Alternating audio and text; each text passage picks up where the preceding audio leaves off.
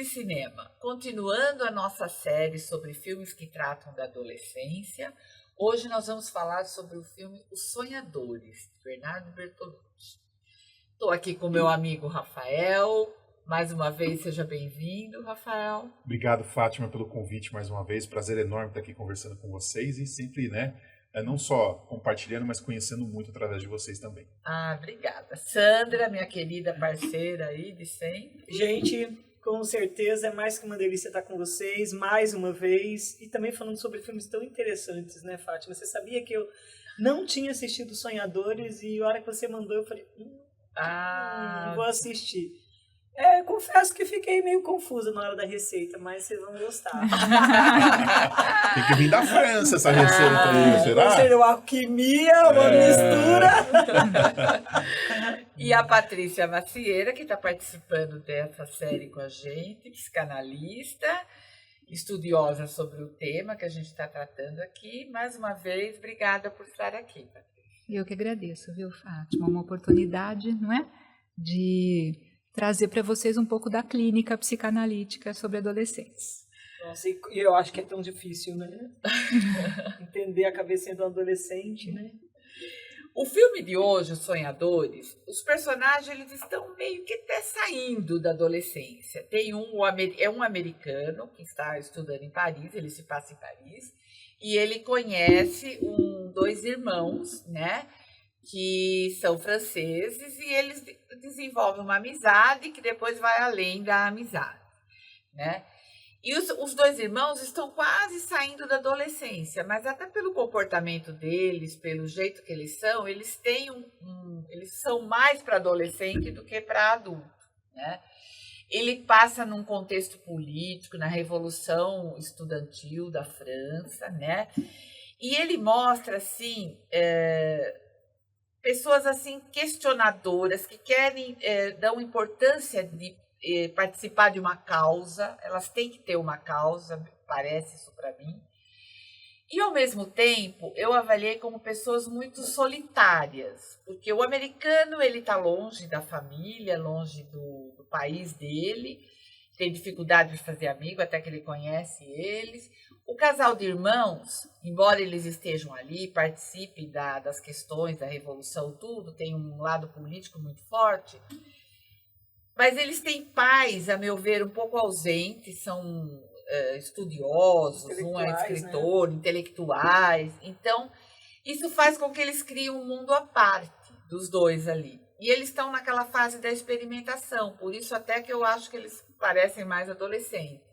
Descobrindo a sexualidade, essa coisa de lutar por uma causa, né? Então, é um filme muito interessante e o Bernardo Bertolucci sempre tem uma linguagem diferente, né?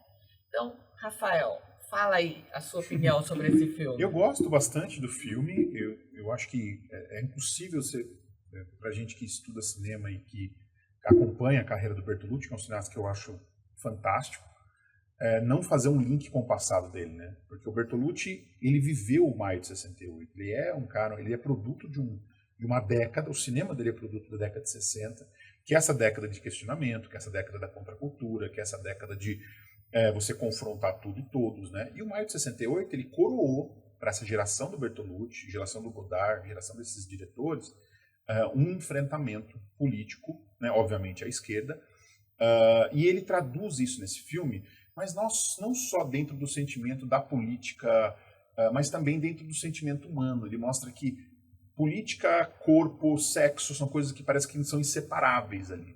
Sabe? Os sentimentos humanos e a política estão entrelaçados o tempo todo, né? Você viver essa revolução não era só uma revolução no nível político, mas era também uma revolução de comportamento. Sim, exatamente. Eu acho até que ele tem ele tem bastante cenas de sexo. Sim. E me pareceu isso também, que era uma forma uma liberdade do corpo. Uma liberdade, uma revolução, sem dúvida, sabe? Exatamente. E meio controversa, né? Meio que, né, proibida, assim, né? Porque se as pessoas, se os pais soubessem, eu acho que se a sociedade soubessem como eles viviam, ia ser muito julgado, né? E era uma coisa comum para essa época, eu acho, né? Essa época deles de descoberta. Você veja que curioso, né? O segundo filme do Bertolucci, nos anos 60, chama-se Antes da Revolução, que é considerado um filme premonitório do que seria o Maio de 68. Ele já está tratando de uma juventude desiludida, que não se encontra nem mais com a esquerda, que não sabe para onde vai, que está perdida, né? Então é típico dessa época esse jovem em impasse, está vivendo um impasse existencial, né? E esse filme Antes da Revolução, que é lindíssimo, ele trata disso. Aí quando o Bertolucci avança, mais próximo de 68, 67, ele faz um filme chamado Partner, que é um filme sobre um cara que tem um duplo, né? Vivendo essa crise do homem com o seu duplo aí. É bem nessa época, quando esse filme está sendo filmado, estoura o Maio de 68. Inclusive, eu assisti um documentário que fala que as pessoas que trabalharam nesse filme Partner, no final de semana elas viajavam para a França para participar dos protestos. Depois elas voltavam durante a semana e faziam um filme com ele. Então, assim, é um clima, tem um calor, uma explosão ali que está acontecendo. E o Bertolucci era muito... Ele era muito fã, ele gostava muito do Godard. Do cinema do Godard. O Godard vinha um pouquinho antes dele, né? O primeiro longa do Godard de 60. Ele veio um pouquinho antes. E quem assistiu o filme Os Sonhadores vai ver que tem cenas dos filmes do Godard no filme. Aliás, foi uma coisa que eu esqueci de falar. Que o filme, eles são apaixonados por cinema. Exatamente. E ele tem muita referência de filmes antigos. Né? Muito antigos. E aquela cena, por exemplo, que é muito marcante, que virou icônica, que eles estão dentro do museu correndo e deslizando do Louvre, correndo ali dentro.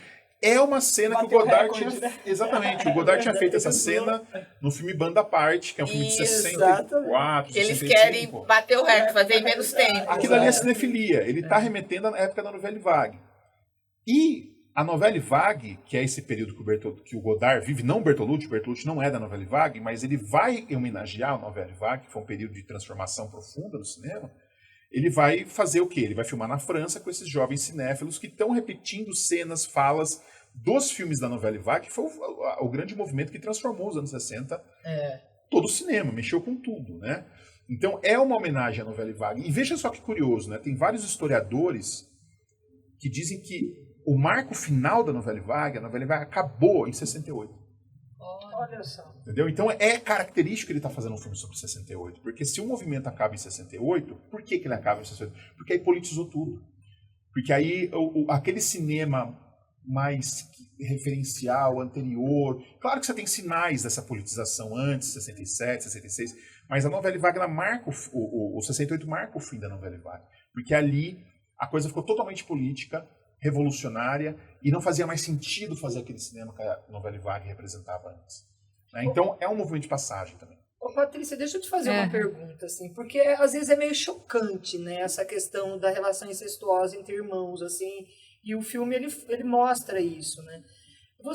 Você lida isso mais como uma descoberta, sabe, aquela questão da curiosidade, de saber como que é, ou você acha muito que é sobre a solidão que eles têm ali, sabe, meio que são muito sozinhos com a falta dos pais que são intelectuais e estão sempre viajando, né? A falta de amigos, né? Porque você vê que ele, né, o Fátima praticamente o único amigo deles é o americano que eles fazem. Exato. Então, vamos pensar. Claro que tem uma singularidade nesse casal de irmãos, né? Que talvez tudo isso que vocês estão relatando tenha a ver para eles terem tido experiências sexuais entre si. Pode ser.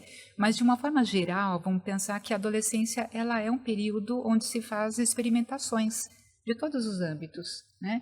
Então, inclusive no aspecto também da sexualidade, né? Então, experimentações também que podem ser até homossexuais e isso não definir, por exemplo, mais para frente, né, como uma escolha de amor, né? E assim, vocês foram falando coisas que me interessou bastante, né? No sentido de adolescentes que não, na verdade não eram mais adolescentes, eram, né? Então, há alguns anos atrás surgiu um termo adolescentes, né?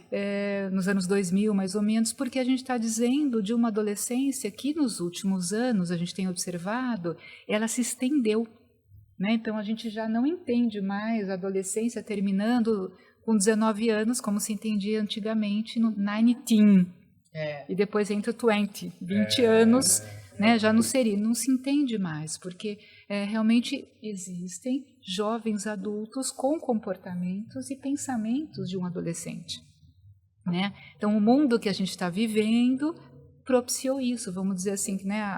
O momento da cultura que a gente está inserido. A pessoa não precisa ficar adulta de um dia para outro ou determinada idade. Porque assim, o movimento do mundo, na verdade, vai levando para isso, muitas vezes.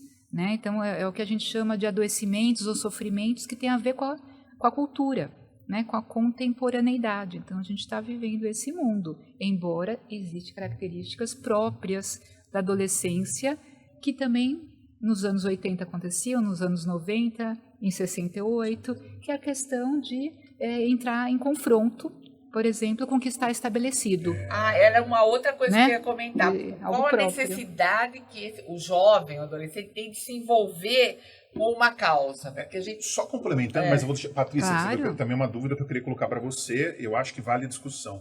Porque esse filme ele toca em um ponto muito sensível, inclusive para a igreja, que é a questão do incesto. Sabe que o incesto é um tabu universal, acho que quase todas as culturas do mundo têm o incesto como tabu. E esse filme toca nesse ponto, que a gente percebe que os irmãos têm uma coisa ali, uma relação incestuosa. Então, assim, enfim, eu queria pensar isso do viés da psicologia, né? Quebrar barreiras, isso significa transgressão? Então, é possível, né? Porque como a gente está falando de uma época de adolescência, né? Ou de um jovem adulto ainda, né? Adolescendo, pode ser entendido como uma transgressão. É possível, né? Porque dentro da psicanálise, Freud também colocou o tabu do incesto.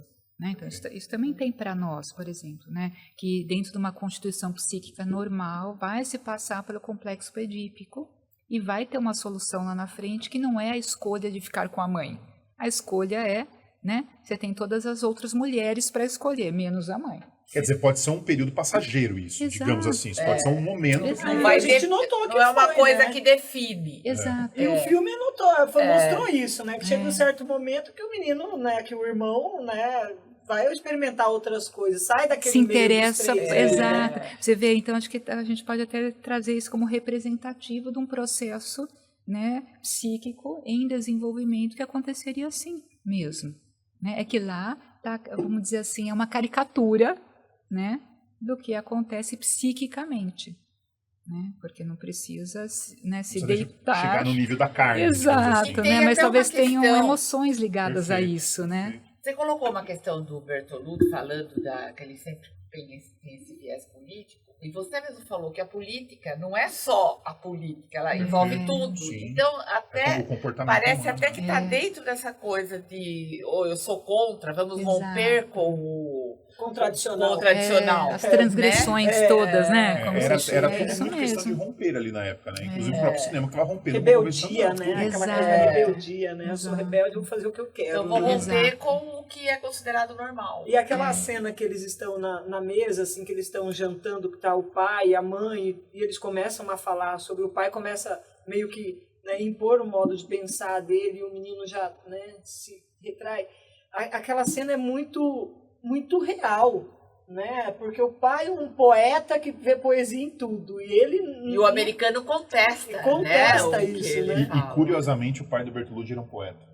Olha Nossa, olha só. Attilio Bertolucci era um poeta. Então, assim, você vê que tá tocando, né? As coisas estão todas se encostando Vocês ali. entendem, porque eu Não sei. sempre sequestro o Rafael. É, muito bacana, né? Saber desses bastidores, né? Porque O pai do isso- Bertolucci era um poeta muito famoso, assim, ele tinha uma convivência cultural muito grande ali. Talvez Então ele tem- tenha até meio que usado esse filme Pode para ser, dar uma pode- alfinetada. É verdade, no pai. Provável. Com certeza. Provável, porque a geração dele é a geração que tá rompendo com tudo. É a geração que Exato. tá colocando tudo de cabeça para baixo. Entendeu?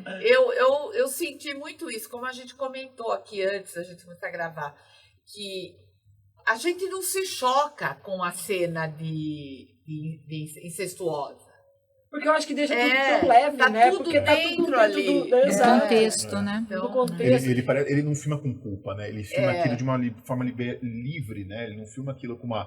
Parece que aquela coisa que, ai meu Deus, tá vindo alguma coisa. Ele não filma dessa forma. E é né? engraçado porque o Matthew, ele se choca no começo, mas depois entra no contexto. ele entra né? no E embalo fala, não, tá tudo bem, né? Tá tudo bem. E a gente acaba achando isso também no final, né? Tá tudo bem. E aí, que temperos você descobriu aí? Olha, eu vou falar. Às vezes eu até pensei, assim, talvez, numa coisa mais doce ali, por causa, né, daquela relação de irmãos e tal, mas eu vou logo no bife bourguignon, sabe? Porque é elegante, é chique. Você sabe que aquela casa que eles têm, cheia de livros, né? É cheia de obras de arte. Quando eles estão no quarto deitados, assim, todos eles com aquele livro na mão, aquela coisa me lembra uma coisa tão elegante, tão... sabe, tão bonita. Tão francesa, né? Francesa, sabe? E nada mais clássico do que um bife bourguignon, né? Porque ele mistura ali, sabe, o vinho, né, com a carne, com o cozimento lento, que, sabe, mas ao mesmo tempo quando você come é tão diferente e meio tradicional, né?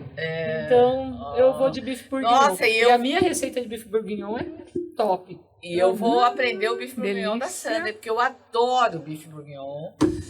Eu faço, Como mas que assim, eu nunca fiz um bife pra você? não me Bife bourguignon. arrisco a oferecer o meu bife bourguignon pra você, mas agora eu vou ver o da Gente, Sandra. ela é muito, assim, humilde, porque ela Delícia. cozinha muito bem. Ah, sim. Lembrando que a receita do Buff Bourguignon está no blog do Temperos, está no YouTube, então não precisa se preocupar, ela não vai falar a receita aqui agora, porque não é uma receita curta, né? É uma receita demoradinha, então você tem que fazer assim com paciência. E com segredinhos da e Sandra. com segredinho. E para falar a verdade, Fátima, toda cultura tem um bife bourguignon. Com outro nome, é claro, né? Exatamente. A nossa famosa carne de panela mais elitizada.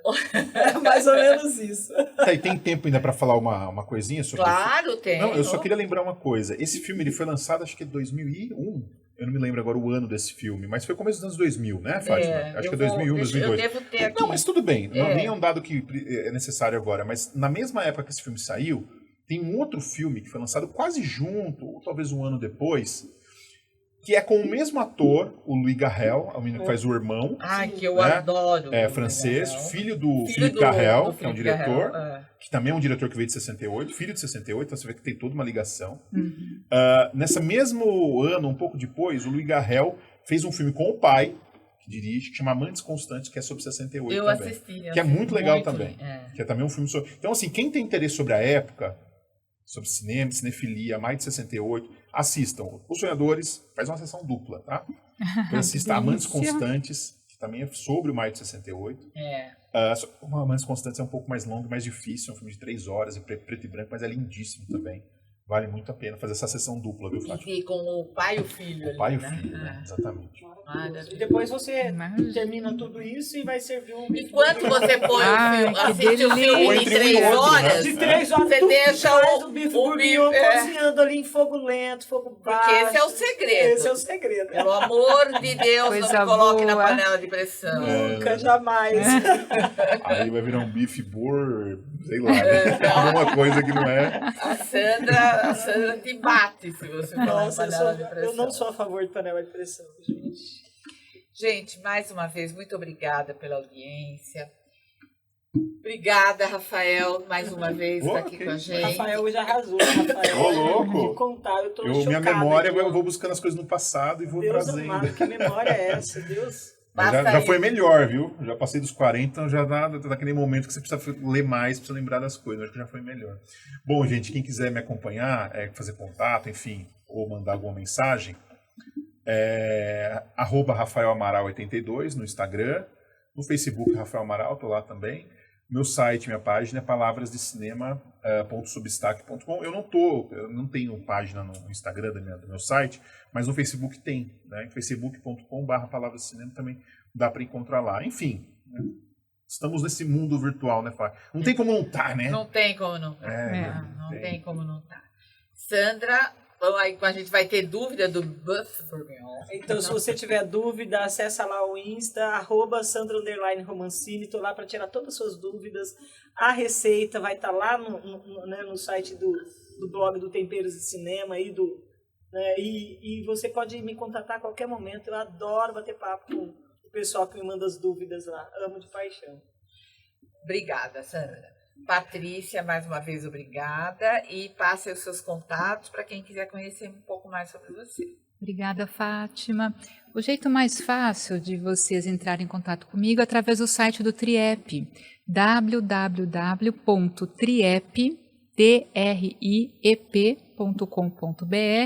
Procura lá nos membros do TRIEP, vocês vão me encontrar. Lá tem meu mini currículo, meu telefone de WhatsApp e e-mail. E tem 3 artigos meus sobre adolescência que vocês podem encontrar lá, certo? Então, mais uma vez, obrigada pela sua audiência. Siga as nossas redes sociais para saber sempre o que está lá no Temperos. E na próxima semana, mais um episódio sobre filmes sobre adolescentes.